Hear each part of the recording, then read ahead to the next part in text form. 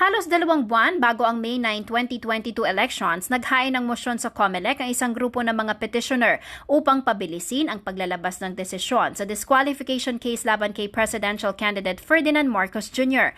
Ayon kay Attorney Ray Paulo Santiago, counsel ng Pudno nga Ilocano, ang disqualification case na kanilang inihain noong Disyembre ng nakarang taon ay nakabinbin pa rin ngayon sa COMELEC 2nd Division.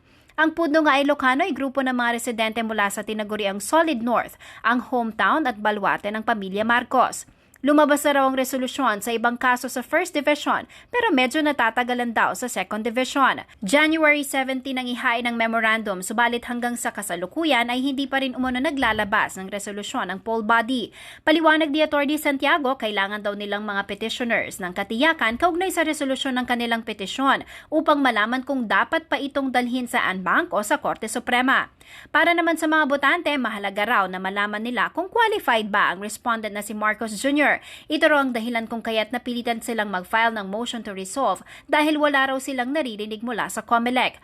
Nakasaad sa kanilang inihain na kaso ang hatol na guilty kay Marcos Jr.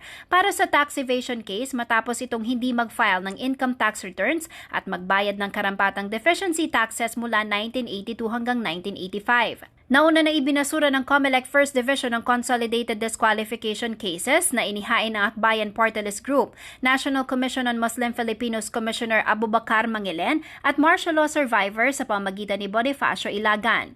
Dinismiss din ng COMELEC 2nd Division ang petisyon upang kanselahin ang COC ni Marcos na inihain naman ng anti-Marcos regime activists na pinangunahan ni Task Force Detainees of the Philippines Chair Father Christian Buenafe at iba pang petisyon na final na isang Tiburcio Marcos.